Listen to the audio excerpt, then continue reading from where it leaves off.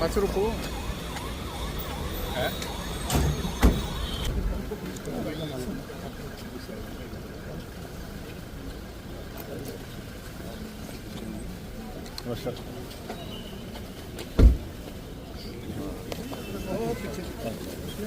जनाब जनाब ताइयां मंगवाया था ना, ताइयां मंगवाया था।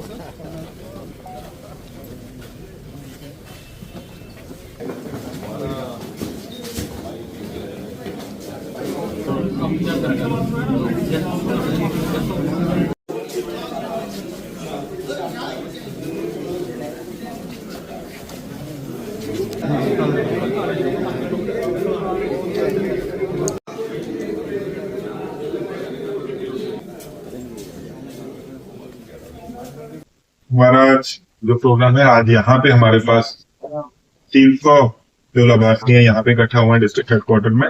प्लस हमारे 10 जगह पे प्रोग्राम और चल रहा है डिस्ट्रिक्ट में, जहाँ पे 200 लाभार्थी और तो टोटल हमारा 11 जगह पे डिस्ट्रिक्ट में प्रोग्राम आज यहाँ पे चल रहा है।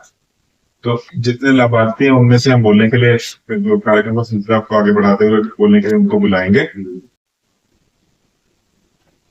मैं डॉक्टर साहब का भी आभार प्रकट करता हूँ और विशेष आभार प्रधानमंत्री साहब का। हम सब जानते हैं कि इस कार्यक्रम का आयोजन कुछ दिन पहले होना था और स्वर्गीय प्रधानमंत्री मनमोहन सिंह जी जो आज हमारे बीच में नहीं है, उनके निधन के कारण ये विलम्ब हुआ। हम सब यहाँ एकत्रित हुए हैं इस स्कीम को लेकर, जिसको हम अपनी भाषा में कहें कि मालखाना हक देने का। हम सब जानते हैं मोदी साहब ने बातों संभाली, नई नई चीजें हमेशा इस देश के सामने उन्होंने रखी। आज की कड़ी उसी संदर्भ में हम सब यहाँ एकत्रित हुए हैं। जैसे डीसी साहब ने कहा कि आज जो कार्यक्रम है 300 लोग लाभार्थी जिनको ये कार्ड दिए जाएंगे, जिसको हम प्रॉपर्टी कार्ड्स कहते हैं, और इसी तरह के आयोजन 11 जगह पे हो रहे हैं। तो मैं बड़ी बार अक्सर ये बात कहता हूँ कि सरकारें पहले की, आज और पहले की सरकार में यही अंतर है कि ये सरकार डिलीवरी और ट्रांसपेरेंसी में यकीन करती है, और पहले सरकारें थी मगर वो स्कीम्स, वो प्रोग्राम, वो पॉलिसीज बनाती थी कि मेरा कार्यकर्ता, मेरा वर्कर कहाँ है, उसको क्या लाभ। इस सरकार में ये अंतर है कि आम जनमानस को कैसे लाभ।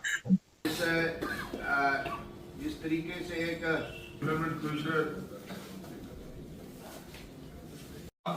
इस प्रकार से बताया गया है, मां लक्ष्मी का वाक्य कहने का वाक्य है, वहाँ का समाज और वहाँ का देश है। इस योजना के लागू होने के पूर्व सिर्फ आवश्यकता ही पूरा नहीं कर रही है, लोग उससे जुड़े और सतर्क हो। रतराज जी, आप रोशन जी ने बताया तो ये स्वामित्व योजना का कार्ड और इससे क्या आगे फायदा होगा। लोन मिल पाया सर, मैंने बैंक से 9 लाख रुपए का लोन लिया। और अब स्वामित्व योजना की उपलब्धियों पर आधारित एक लघु फिल्म की प्रस्तुति की जाएगी। 24 अप्रैल 2020 को मोदी सरकार ने शुभारंभ किया एक क्रांतिकारी पहल का, स्वामित्व योजना। इसका उद्देश्य है हर ग्रामीण को उसके मकान का मालिकाना हक दिलाना। स्वामित्व योजना सिर्फ कानूनी दस्तावेज देने की योजना भर नहीं है, बल्कि ये आधुनिक टेक्नोलॉजी से देश के गांवों में विकास और विश्वास का नया मंत्र भी है। इस योजना के तहत उन्नत ड्रोन तकनीक और CORS नेटवर्क का उपयोग कर सटीक संपत्ति मानचित्र और डिजिटल रिकॉर्ड तैयार किए जा रहे हैं। स्वामित्व योजना के तहत मेरी संपत्ति मेरा अधिकार का आत्मविश्वास ग्रामीणों के चेहरों पर मुस्कान ला रहा है। अब तक 1.5 लाख गांवों में लगभग 2.25 करोड़ प्रॉपर्टी कार्ड बनाए जा चुके हैं। स्वामित्व योजना की बुनियाद में जन भागीदारी से सशक्तिकरण, हर चरण पर ग्राम सभा में परामर्श और सामूहिक सहमति से विवादों का निपटारा हो रहा है। आज दूरदर्शी और महत्वाकांक्षी स्वामित्व योजना का अंतिम चरण शुरू हो गया है।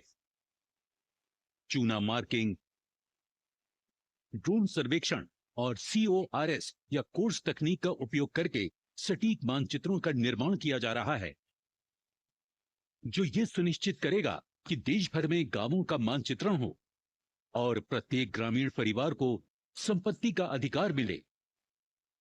स्वामित्व योजना, मेरी संपत्ति मेरा अधिकार, विकसित गांवों का आधार।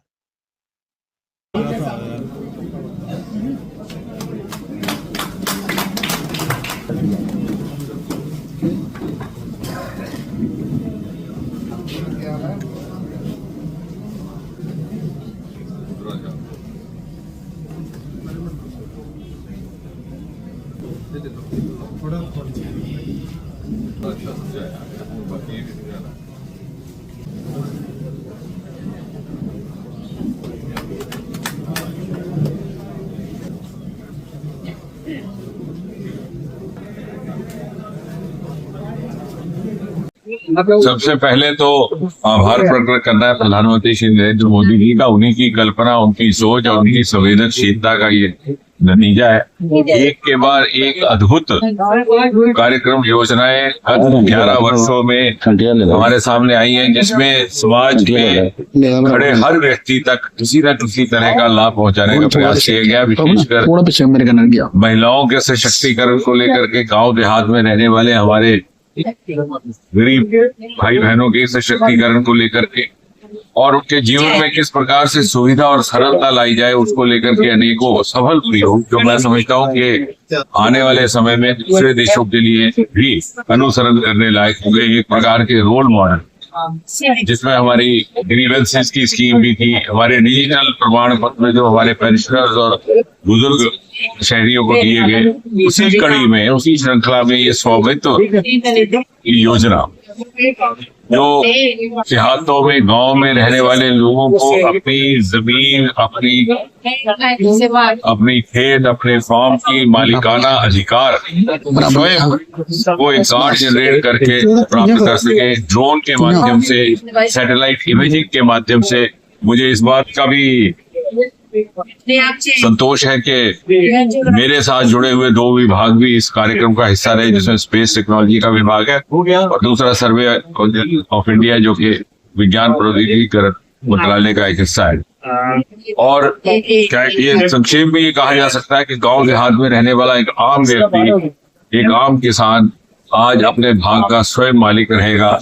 ना उसे किसी रेवेन्यू के विभाग के किसी अधिकारी के पास जाना की आवश्यकता रहेगी, ना पटवारी की पास। इससे एक्यूरेसी भी रहेगी, झगड़े विवाद की गुंजाइश भी घटेगी और इस प्रमाण पत्र की मान्यता कोर्ट कचहरी में भी रहेगी। इसके अतिरिक्त इसको जोड़ दिया गया है, ये आपके लिए दस्तावेज का काम करेगा। जब आपने कहीं से कोई लोन लेना है, कोई और प्रॉपर्टी के लिए आपको कुछ और सहयोग सरकार की ओर से चाहिए, बैंक की तरफ से चाहिए, तो ये उसमें भी काम आ सकता है। इसके अतिरिक्त इसमें ये भी प्रावधान है, जैसे प्रधानमंत्री आवास योजना में, कि प्रॉपर्टी कार्ड महिलाओं के नाम भी हो सकते।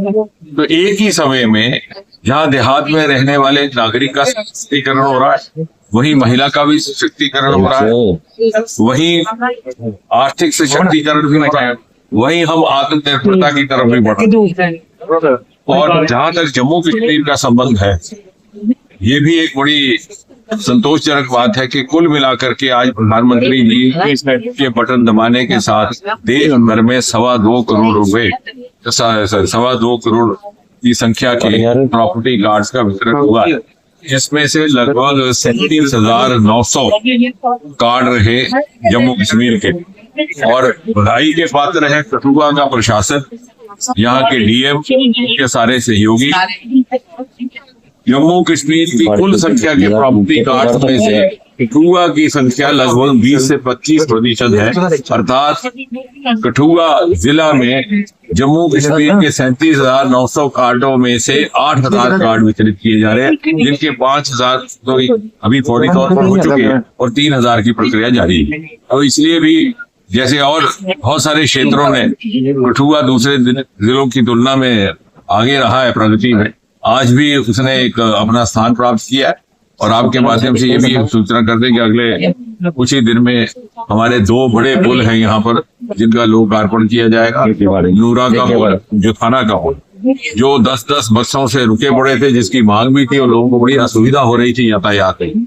इसके अतिरिक्त होम्योपैथी कॉलेज का पहला सेशन प्रारंभ हो रहा है।